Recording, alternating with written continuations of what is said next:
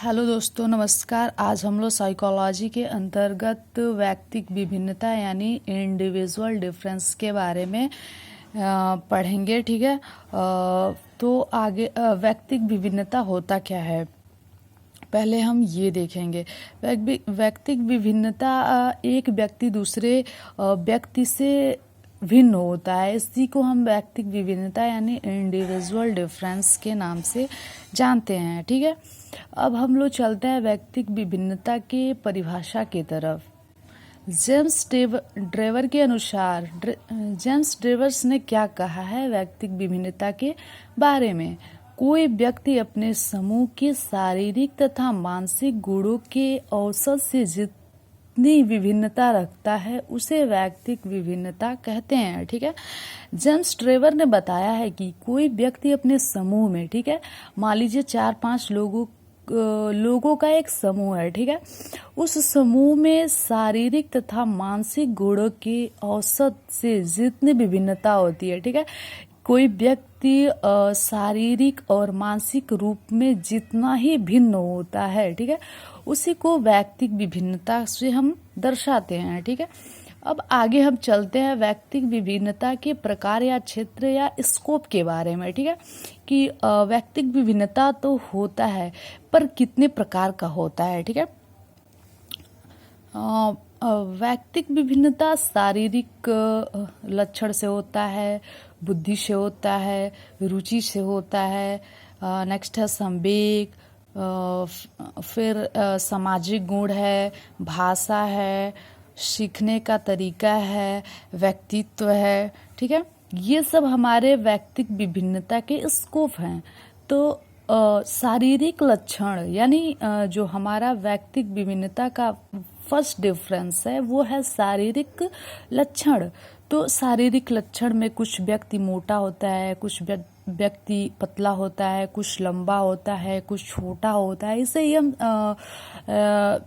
शारीरिक लक्षण के व्यक्तिक विभिन्नता के अंतर्गत रखते हैं। फिर नेक्स्ट है बुद्धि। बुद्धि भी होता है शारीरिक व्यक्तिक विभिन्नता का प्रकार। ठीक है। कुछ लोग कम बुद्धिमान होते हैं, कुछ लोग ज्यादा बुद्धिमान होते हैं, तो इसे भी व्यक्तिक विभिन्नता के अंतर्गत रखा गया है। नेक्स्ट है रुचि। ठीक है। कुछ लोग हिंदी पढ़ने में ज़्यादा रुचि रखते हैं, तो कुछ लोग इंग्लिश में रखते हैं, तो कुछ लोग मैथ में रखते हैं। सबकी अपनी अपनी रुचि होती है। ठीक है। तो रुचि को भी हम व्यक्तिक विभिन्नता के अंतर्गत रखते हैं। संवेग है तो कुछ संवेग भी प्रत्येक व्यक्ति का अलग अलग होता है, किसी का भी समान संवेग नहीं होता है। इमोशंस सबके अलग अलग होते हैं। ठीक है। और नेक्स्ट है हमारा सामाजिक गुण। तो व्यक्ति का सामाजिक गुण भी अलग अलग होता है, भिन्न होता है, किसी का सामाजिक गुण सेम नहीं होता है। फिर है भाषा। सबका अपना अपना भाषा होता है, किसी का हिंदी है, किसी का तेलुगु है, किसी का गुजराती है। भाषा अपना अपना सबका अलग होता है, किसी का भाषा सेम नहीं। भाषा सेम हो सकता है बट रेयर केस में भी भाषा सेम नहीं है, इसलिए हम भाषा को भी व्यक्तिक विभिन्नता के प्रकार में रखे हैं। ठीक है। नेक्स्ट है हमारा सीखने का तरीका। ठीक है। किसी भी टॉपिक को कुछ लोग दूसरे ढंग से सीखते हैं, फिर उसी सेम टॉपिक को किसी लोग दूसरे ढंग से, उससे मतलब अलग उससे तरीके से या स्टाइल से सीखते हैं। तो सबका सीखने का तरीका भी अलग अलग होता है, इसलिए हम सीखने का तरीका यानी लर्निंग स्टाइल को भी हम लोगों ने व्यक्तिक विभिन्नता के स्कोप के अंदर रखा है। ठीक है। नेक्स्ट है हमारा पर्सनालिटी, व्यक्तित्व। तो पर्सनालिटी भी हमारे व्यक्तिक विभिन्नता के अंतर्गत आता है, क्योंकि सबका जो व्यक्तित्व होता है वो अलग अलग होता है। किसी भी दो लोगों की व्यक्तित्व सेम नहीं होती है, ये व्यक्तित्व जो होती है वो अलग अलग होती है। ठीक है। अब इनके बाद कुछ अन्य वो हैं जो व्यक्तिक विभिन्नता के अंतर्गत आती हैं, ठीक है। ये मानसिक विकास, कुछ लोगों की मानसिक विकास बहुत हाई लेवल पे होती है, कुछ लोगों की कम होती है, ठीक है। तो इन मानसिक विकास को भी व्यक्तिक विभिन्नता के अंतर्गत रखा गया है। फिर है क्रियात्मक योग्यता, कुछ लोगों की क्रियात्मक योग्यता ज़्यादा होती है, कुछ की कम होती है।